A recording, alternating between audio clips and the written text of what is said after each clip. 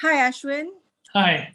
I'm sorry to bother you again, and thank you for giving me your time.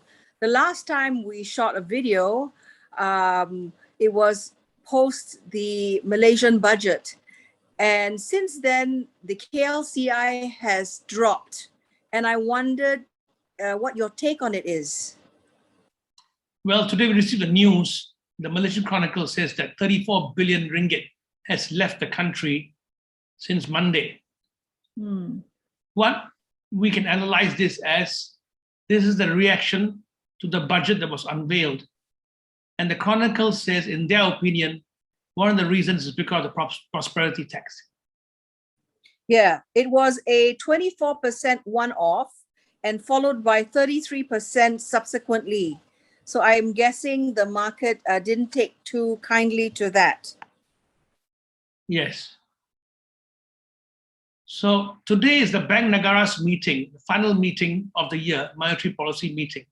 And I read in Bloomberg that Malaysia is going to have its last meeting of the year today. Yes, exactly. And it's set to keep its benchmark interest rate unchanged. That's at a record low of 1.75%. Yes. Now, this is what we expect as well, Tessie. And this is where another worry of us comes in. I'll tell you why. Throughout the world, there has been an increase of interest rates in the last quarter of this year. New Zealand is for one, Mexico and Brazil. Even Singapore has revealed that they will act when inflation goes up. Okay, so if you look at the macroeconomic environment, it's one of tightening monetary policy. From the domestic point of view, it is very important for Malaysia to put money in people's pockets. I agree with them 100%. But if you look at from the investor's point of view, they are now spoiled for choice. I'm an investor. I can choose. I will invest in the currency that's the strongest, that gives me the highest return. Now, when other countries increase their interest rates, this will cause their currencies to increase in value and thereby attract investors. This is where... So as a Malaysian taxpayer and as a Malaysian consumer, of course, I'd like to keep my mortgages low and I'd like to have money in my pocket. This is what our government is trying to do with this unprecedented spending plan that is our largest. Yes. So how can this be wrong? So it's not wrong. It's a matter of choices. It depends which side of the fence you are on. So this gives me an opportunity to tell Malaysians, now you're at the best time. You have low interest rates at home for you to maneuver. At the same time, you can make more money outside from taking advantage of the macroeconomic policies that are happening and from the macroeconomic circumstances that are going on, the new economy, the internet, the metaverse, all kinds of things. So you have a favorable borrowing environment at home. You have a nice environment outside giving you higher returns. So you should actually think of diversifying your ringgit wealth at this point of time so that you can make money and have a dual income until things strengthen at home. So what would your advice be to, say, hedge our position, making the most of our, like you say, low interest rates and the macroeconomic situation in the world? What should we do? Actually, Malaysian investors are in a very nice sweet spot now. You have low interest rates at home and you have higher returns outside. There's a world of things you can do. And let me tell you, if you want to make money outside, you don't need financial experience. Because with our bespoke wealth creation plan, we will hold your hand 100%. You don't need to know anything about the market. All you need to do is two things. How much paper risk you can afford and how long can you wait?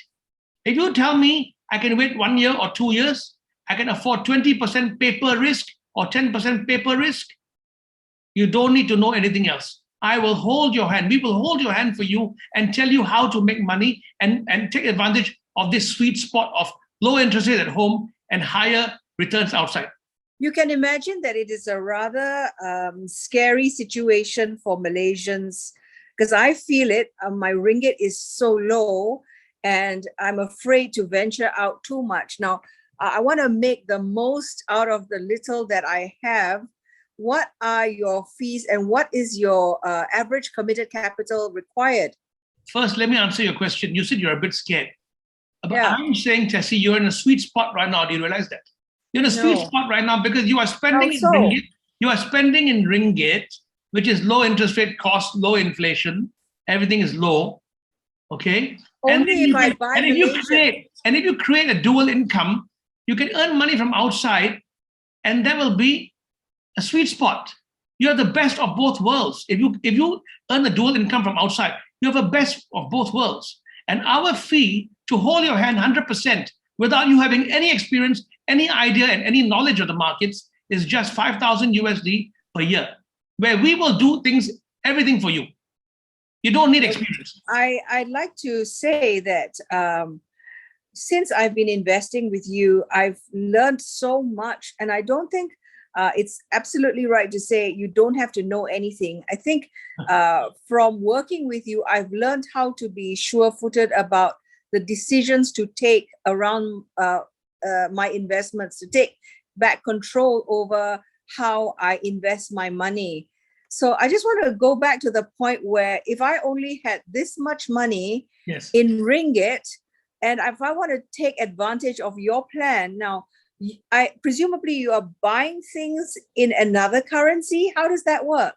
So unfortunately, we can't price you in ringgit. Our minimum is 50,000 US, right up to 100,000 US, because we are buying things in US dollars.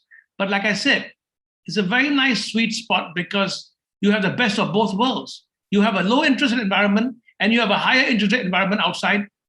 You can actually do arbitrage by having a second income, by having a dual income. In fact, Malaysians are in a very fortunate position that this set of circumstances is taking place. And before the window closes, before Negara starts raising interest rates, take advantage of this window and start diversifying your wealth so that you can get the best of both worlds. You have a weak ringgit and you have a strong US dollar. Make money from that. Take advantage of that. What I understand from what you're saying is because our ringgit values are unstable or low compared to other currencies, we should buy things in US dollars or stronger currencies so that our assets keep their value better? That's correct. Meaning you buy assets of currencies that are strong. For example, US dollar. For example, New Zealand dollar. But mainly it's US dollars because all the markets that we trade in, the currencies are priced in US dollars. And our biggest trading market is the US. So if you buy a US stock and you make money in US dollars, okay, and here you are operating in ringgit, you are the best of both worlds. You have a weak currency that you're spending in, and you are a strong currency that you're making money from. It's the best of both worlds. But take advantage of this. Take advantage of this before the window closes. Because once Negara raises interest rates, eventually that window will close. So take advantage of this, Malaysians. You know how I started thinking. I started my investing journey. I started by thinking that the safest bet is to put my money in property. And I found that when the markets got unstable or when the markets were not so good, I got stuck. And some more, it was ringgit-based assets. So whatever I had in ringgit did not carry on, comparing with other currencies when I needed it. Since you mentioned this, Tessie, for years, we have had so many clients who swear by property and say, I don't want to buy anything except property. And then when crisis comes, they get stuck. They never learn. Let me advise you, buy the property of a currency that is strong. If you buy the property of a currency that is weak, like in Malaysia, I'll tell you my personal experience, any condo more than 4 million ringgit, it's difficult to find a buyer. It's a fact. You can say ringgit is cheap, you can say property market is good, every agent will tell you fantastic things. I have seen in my own eyes, I have properties as well, all over the world. Malaysian property, anything more than 4 million ringgit is difficult to sell. I had a friend of mine who wanted to sell a penthouse in Malaysia for 20 million ringgit. He couldn't find a buyer. So You see, it's wrong to say property is the best, there's nothing else to it, and I'll die by it. No, it also depends on the circumstances of the economy and the monetary policy. Yeah. Today, if your currency is very weak, it will not attract property investors. It will attract the people who want to stay and buy a house, but it will not attract the people who want to invest. Two different things. You look at the coin two different ways. A low interest rate environment is good for the citizens and the people who are in the country. But a low interest environment will not excite the person who's got $100 million in his pocket to say, so what do I put my money in? So we're talking to prospect investors, retail investors, yes, as opposed to just regular citizens who buy. Okay. So retail investors, you have a fixed amount of money. If you have a fixed amount of money, I'm advising you now that because you have low costs onshore, please do something, outside of Malaysia and create a dual income, so that until things get stronger here, you can have the best of both worlds. Yeah. So and before the window closes. I'm hearing you say do something before it gets too late. Because do something before interest rates go up. Considering the value of the ringgit versus other major currencies. That's correct. And considering inflation and considering interest rates. Yeah, because eventually interest rates have to go up. Because if you don't increase interest rates, there will be what we call a flight to quality. People will start putting their money in assets that offer better returns. Yeah. That's human nature. That's greed.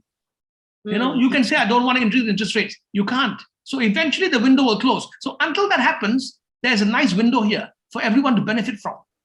So, money is tight now, Ashwin, for most of us Malaysians. Okay. We've been through this lockdown. It's really, many of us have taken a beating. Now, what is your average committed capital again? And what are your fees? And how do we contact you?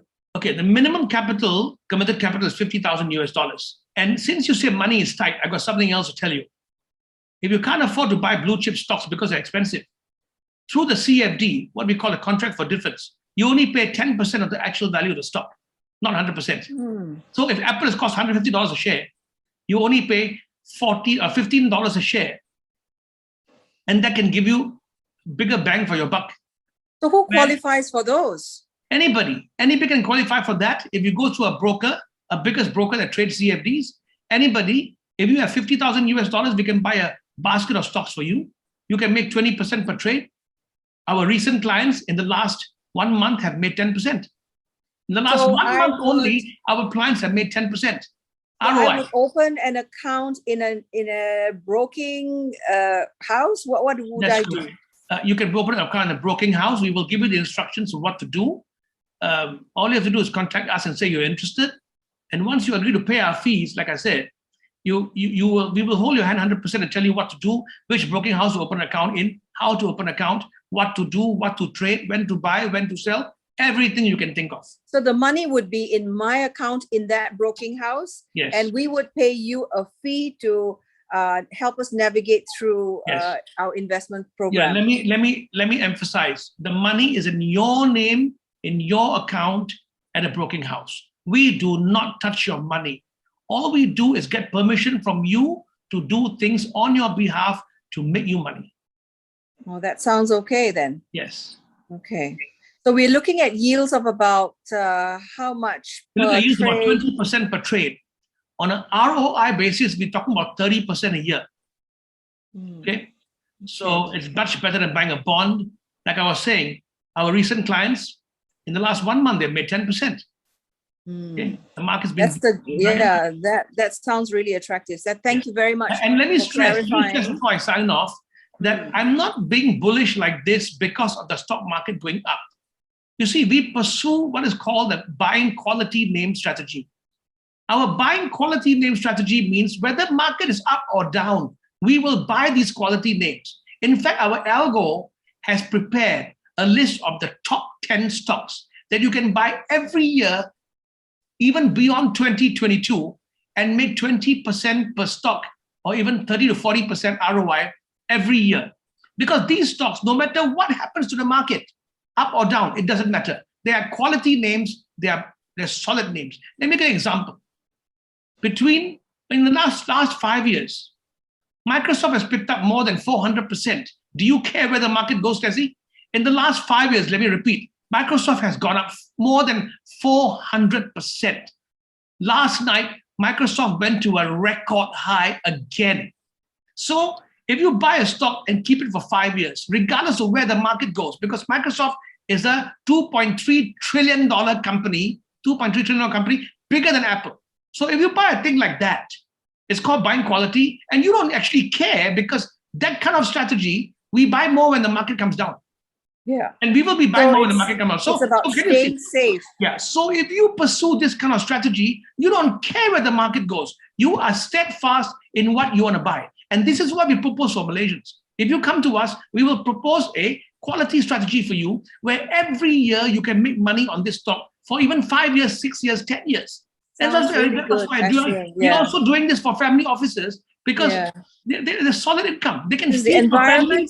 You know, between the time we spoke last and now, the market has tanked, and it's not a very encouraging situation. So I'm glad we're going to be staying safe with the picks that you suggest. You see, what I want people to understand is this: we are not here to insult anyone or slime anyone.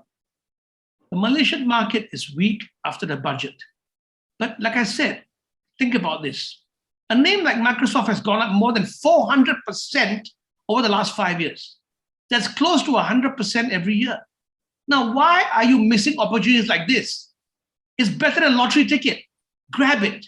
Grab the opportunity. Make the money. I tell you now, there's a lot of upside here for top quality names. When I say upside, I mean 20 to 30% at least over the next 12 months. Make that money in US dollars. And then you can enjoy both worlds. Low interest rate environment and US dollar income. Create the account. Make yourself dual income. You will thank me for it. It's not about the 5,000. It's not about the 5,000. It's about how much money you can make for yourself. Thank you, Ashwin. Of course, we charge you a fee because we don't work for free. How do we contact you, Ashwin? My email is ashwin@ppchk.net. On WhatsApp, they're contactable at bit.ly/algotrader. On Telegram, it's bit.ly/algofactory. And if you want to watch more videos with our ideas, please go to YouTube, bit.ly/algowealth. Thank you so much. Thank you so much for clarifying about the budget. Thank you. Thank you. Bye-bye.